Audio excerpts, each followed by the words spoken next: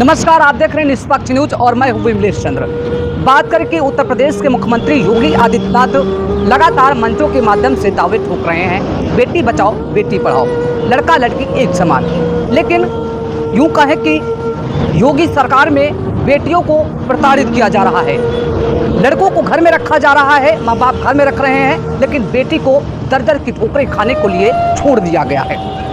एक हमारे साथ जो है ऐसी ही बहन है, यूँ कहे कि बेटी है, योगी जी मानते हैं बेटी बहन, लेकिन बेटियों के साथ लगातार अत्याचार किया जा रहा है। सरकारी सर्विस करने वाले ही जो दूसरे को इंसाफ देते हैं, जिन्हें कहते हैं देश के रक्षक, वर्दी वाले, लेकिन वर्दी वाले अब कहीं ना कहीं देश के रक्षक नहीं, देश के भक्षक बन चुके हैं। अपने परिवार के साथ अत्याचार कर रहे हैं, अपने बेटियों के साथ अत्याचार कर रहे हैं। हमारे साथ एक पीड़ित है बेटी, क्या मामला है क्या विस्तार से समझेंगे और योगी जी आप तक पहुंचाने का काम करेंगे और बेटी को इंसाफ मिलता है आज की सरकार में या नहीं, हम पूरी आपको घटना से पूरा वाकिफ कराएंगे। बहन, आप कहाँ रहती हैं? मैं बदाली खेड़ा सरोजनी नगर थाने।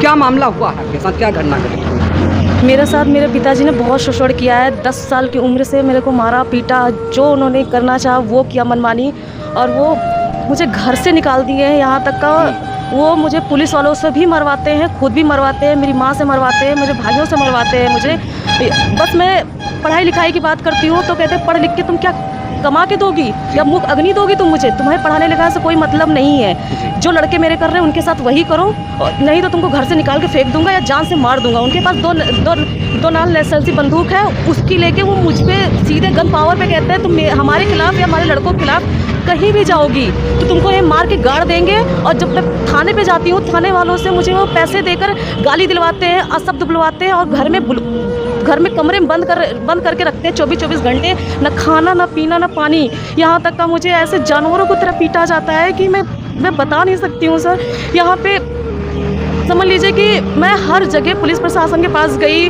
और मैंने जहाँ मैं जा पाई वहाँ गई। 10 90 112 सब जगह मैंने कॉल किया, मैंने प्रार्थना पत्र भी दिया।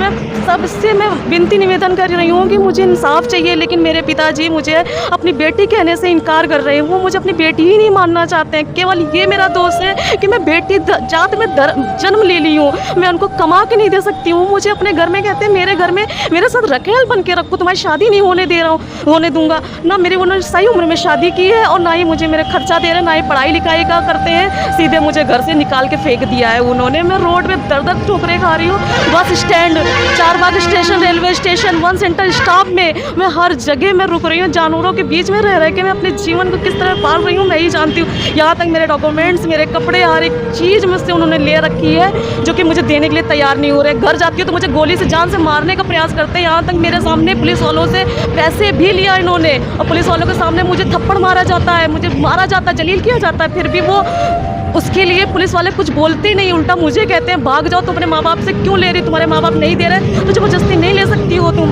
ये सब मेरे साथ किया जा रहा है। बस मैं आप लोगों से एक ही चीज़ चाहती हूँ कि मुझे इंसाफ मिले। इसलिए आपको न्याय इंसाफ क्यों नहीं मिल रहा है, क्या बात क्या है इसकी पीछे राज क्या? मेरे पिताजी पुलिस में है, वो मुझसे कहते हैं कि जाओ तुम पुलिस कोर्ट कचहरी कर लो, मेरा कोई कुछ नहीं बिगाड़ पाएगा। जब तक मेरे पास वर्दी है ना तो तुम किसी के पास चली जाओ, चाहे योगी के पास चली जाओ या फिर न्यायालय चली जाओ, वहाँ से तुमको मैं कहीं से कुछ भी मेरा नहीं बिगाड़ पाऊंगा, ना मेरा, ना मेरे लड़कों का, ना मेरी बीवी का। मेरे घर में किसी का कुछ नहीं बिगाड़ पाओगे, तुम्हारा अधिकार नहीं है जी।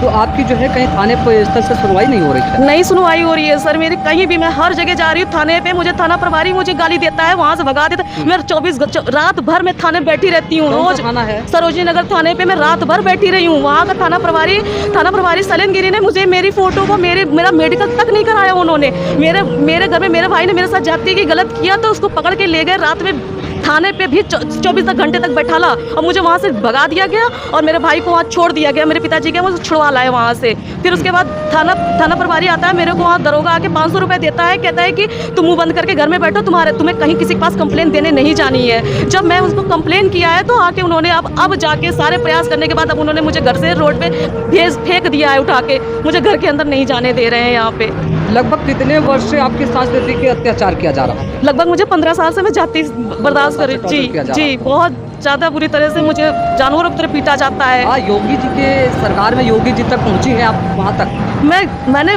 प्रार्थना पत्र के माध्यम से मैं हर जगह अपनी बात रखी है, लेकिन हमारी कोई सुनवाई नहीं हो रही है। अच्छा बहन, आपको घर से अगर इस तरीके खदेड़ दिया गया जी, आप कहाँ इस समय गुजार बसर कर रही हैं? मैं रोड पे 4 बाग स्टेशन पे बस स्टैंड पे गुजारा कर रही हूँ मैं। जी, वैसे क्या अच्छा इस समय जो है आपको थाने पर कब गई थी? थाने पे मैं बराबर जा रही हूँ। लास्ट टाइम अभी मैं गई थी, 1 महीना पहले गई थी, 29 तारीख में।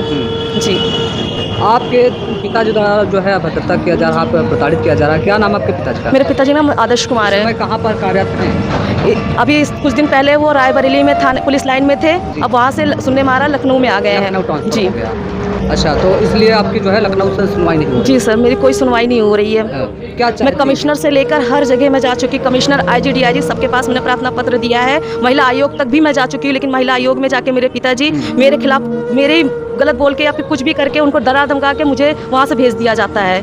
आप कितने भाई बहन हैं? मैं अकेली बहन हूँ, मेरे 3 भाई हैं जो कि मेरे भाई लोग हैं। जब मेरे भाई लोग दारू नशा गांजा करते हैं, अयाशी करते हैं, लड़कीबाजी, मामा की लड़की को लेके भाग गया, नाबालिग लड़की को थाने में लेके भाग गया था, ये सब पकड़ा गया है। और ये लोग हरकतें करते हैं, घर में दारू पीते हैं, घर में लड़कों को ले आते हैं, अयाशी काटते हैं, वो सब जो लड़के 4 लड़के आवारागर्दी करते हैं। तो जब मैं उनको बोलती हूँ पापा घर में ऐसे हो रहा है, तो पापा उल्टा कहते हैं इसको मार डालो जान से, मैं देख लूँगा, या फिर तुम इनके अकॉर्डिंग चलो, या ये जो कर रहे हैं वो करो इनके साथ, वरना मैं तुम्हें गोली से मार दूंगा।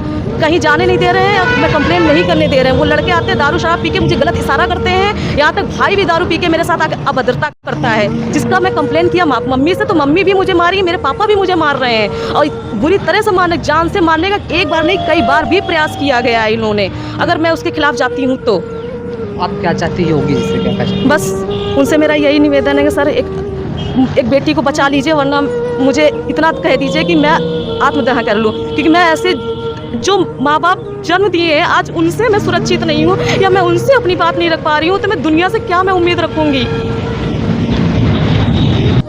देख सकते हैं कि योगी सरकार में जहां बड़े बड़े दावे किए जा रहे हैं, बेटी और बेटा एक समान, लेकिन बेटियों को रोड पर जो है भगाया जा रहा है, रोड के पर ठोकरे खाने के लिए छोड़ दिया जा रहा है। और एक कहावत है कि सैया भय कोतवाल तो आखिर काहे का। हमारे साथ देख सकते हैं कि बेटी ने जैसे अपनी जुबानी बताया और आंखों से यूँ कहें कि आंसू कहें कि खून के आंसू कहें, योगी सरकार में एक बेटी के आंखों से खून के आंसू निकल रहे हैं। योगी जी हमको इंसाफ दिलाइए, हमको हक दिलाइए। लेकिन अब देखने वाली बात यह होगी कि योगी सरकार में एक बेटी को उनका हक मिल पाएगा या फिर रोड पर ठोकरें खाती फिरती रहेंगी। अपना जीवन यापन आखिरकार कैसे करे एक बेटी जब रोड पर ठोकरें खाने के लिए छोड़ दिया गया और माँ बाप एसी की हवा खा रहे घर में। लेकिन अब देखने वाली बात यह है, यूँ कहें कि यूपी पुलिस को कहा जाता है यमराज पुलिस, कि एक चौराहे पर बेटियों के साथ अत्याचार होगा तो दूसरे चौराहे पर यमराज पुलिस उन दरिंदों का इंतजार करती होगी।